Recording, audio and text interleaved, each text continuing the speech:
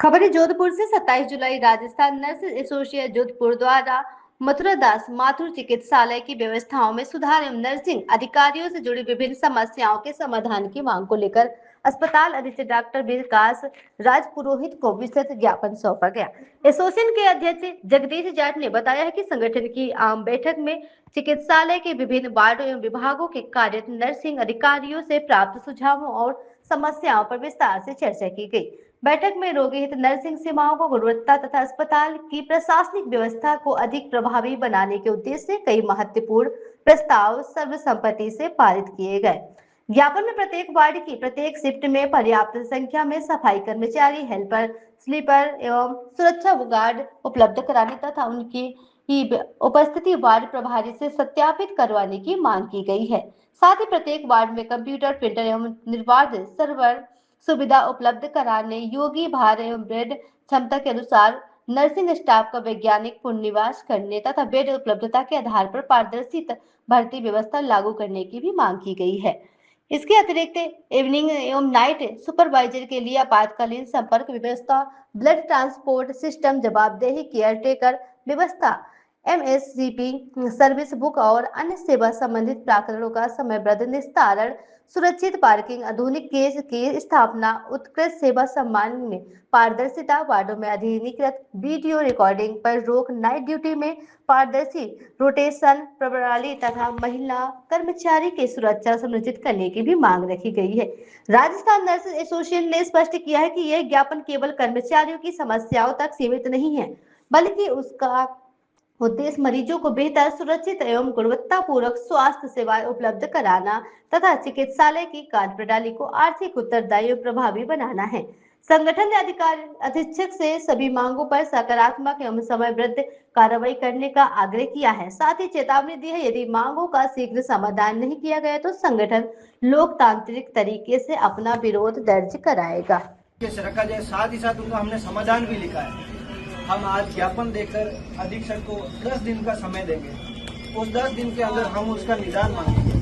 अगर 10 दिन में निदान नहीं किया जाता है, टालम तोड़ किया जाता है, तो हम वार्ड इंचार्जों से सबसे मिलकर एक तरीके से आंदोलन तय करेंगे, जो उसके लिए हम जिम्मेदार नहीं होंगे। अस्पताल का प्रशासन उसके लिए पूर्णतः जिम्मेदार होगा, क्योंकि हम मरीजों की सेवाओं के लिए हैं।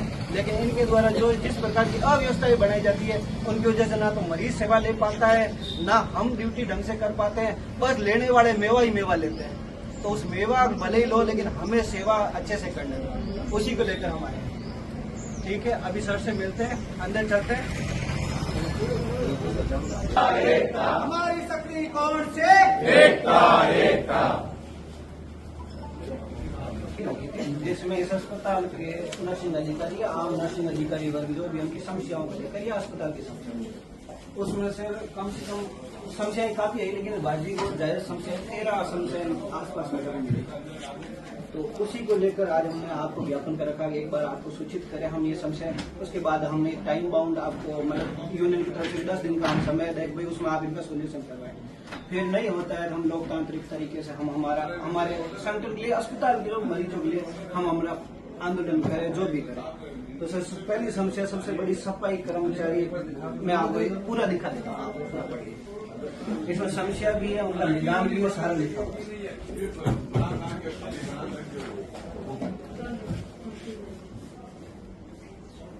देखो मैं आपको ग्रॉसली बता देता हूँ कि देखो समस्याएं तो चिन्हित अपने को सबको पता ही है, ये लेटर्स इनके भी आते रहते हैं, अपने भी आते रहते हैं, पर हर चीज का एक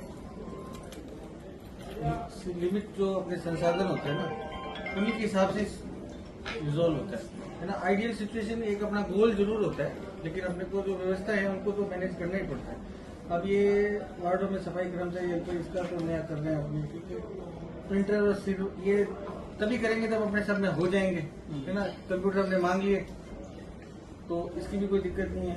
स्टाफ का पुनर्विन्यास ये रेगुलर होता रहता है, इसके बारे में तो मेटल ऑफिस काम कर ही रहा है आपका। नहीं सर, इसमें शिकायत है वार्ड इंचार्जों की कि कहीं तो हैवी वार्ड है लेकिन कम स्टाफ से जूझ रहा है, कहीं लाइट वार्ड है तो किसी न किसी नहीं, तो के ऐसे कोई सिरफिरोशी हाथ की वजह से वो नहीं हाँ, वो नहीं, हो इसकी रहा हम है। कोशिश, मैंने कई बार इसका हमने सबने बैठ के इसकी की और हमने माइनस प्लस भी किए हैं उनको।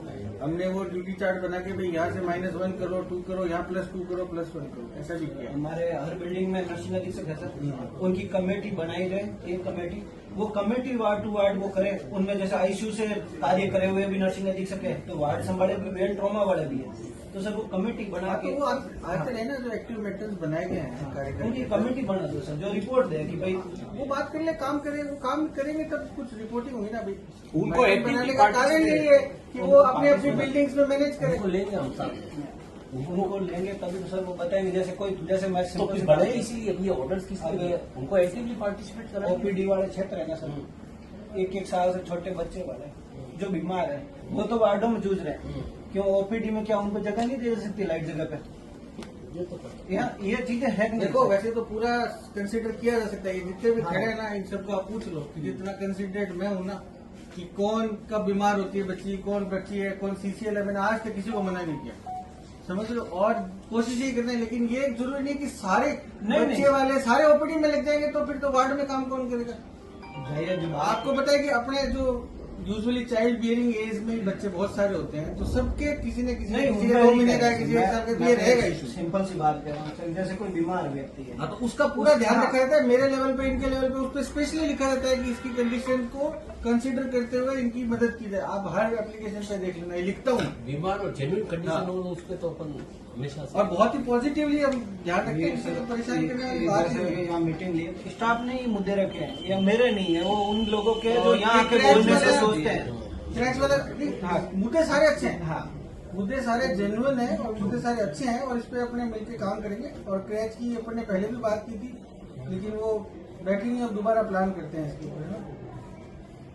अच्छा, ये जो वीडियो रिकॉर्डिंग वाला है, ये तो भैया ऐसा है, ये तो एक पॉलिसी डिसीजन है, तो मेरा ये रिक्वेस्ट है कि मैं अकेला मना भी कर दूंगा और एमजीएच चुरुमेर में सब में allow- ये तो मेडिकल कॉलेज लेवल पे इसका ऑर्डर निकले या और बड़े हाई लेवल पे निकले इसका ऑर्डर। सरकार की तरफ से हाँ, निकला हुआ है सर हाँ, ऑर्डर। हाँ। उसका एक वो पुलिस का वो हाँ। बना भी हुआ है, वो हर वार्ड के बाहर की वीडियो तो प्रतिबंधित मुझसे है। शेयर कर दो, वो मैं शेयर अपने कर कोशिश दूंगा। करेंगे और प्रिंसिपल दूसरा, साहब को भी अपने अस्पतालों में ही लोग काफी एमडीएम के नाम से आइडिया बना के खुद ही वीडियो जारी कर रहे हैं। कम से कम उनको तो चिन्हित उनको चिन्हित किया लोगों को जाए। नोटिस दिया हमने इसके लिए। बाहर का जो चलो पत्रकार है, ओके, कोई पत्रकार ही नहीं है, वो यूं ही चालू हो गया। बता रहे ना, वो एक लेडी को बुला के उसने सॉरी बोला ना, एक नर्सिंग स्टाफ भी थी आपकी, अब हो गया है, गलती होगी, आईसीयू में एक बुला लिया था, हमने इसको यहाँ बुला लिया। उसको नोटिस दिया, एक अभी मैंने अभी रिसेंटली एक दिन को नोटिस दिया।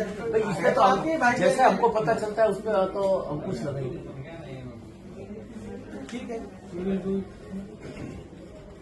पर आप लोग से यही निवेदन है कि अच्छा काम करो और बढ़िया समय पे आओ, 8 घंटे 6 घंटे जितनी आपकी ड्यूटी है उसको सिंसियरली काम करो, उसमें तो कोई उसमें रिलैक्सेशन हो नहीं सकता। उसमें क्या है? देखो आपके और जितने भी grade स्टाफ one है है, ना, ह्यूमैनिटेरियन grade ग्राउंड one जो है, आप और बता ज्यादा रहे हो काम मान्य है। करें। जैसे उसकी किसी का जिम्मेदारी बच्चा ज्यादा छोटा है। है, बीमार है, एक को भी रिफ्यूज नहीं किया किसी भी चीज। मैं तो कह रहा हूँ, और जहाँ तक रही आपकी आपके यहाँ एक सीसीएल की कमेटी बनी थी, आपने सही कर दिया, कोई परेशान नहीं वो तो हम ही कर देते हैं। हम तो जो अच्छा कार्य होता है तारीफ भी करते हैं अब सर। अब जहाँ तक रही बात ड्यूटीज लगाने की, तो वो आपके ये जितने हमने नर्सिंग सुपरिटेंडेंट्स अभी बनाए उनको एक्टिवली पार्टिसिपेट करा और इसमें सर एक लिखा है सर, देखो मैं आपको बताऊं सर, सफाई वाले में हमने क्या लिखा है, हाँ। मेरी बात सुनिए सर, मैंने ये लिखा है कि भाई जब तक वार्ड इंचार्ज के अधीन वो सफाई वाला नहीं मानेगा, जब तक वार्ड इंचार्ज के हाथ में उसकी चाबी नहीं हो। तो चाबी मतलब उसकी हाजिरी महीने की वार्ड इंचार्ज लिख के दे, वही मानी जाए। वो तो वार्ड इंचार्ज हाँ, सबसे नहीं, पहले-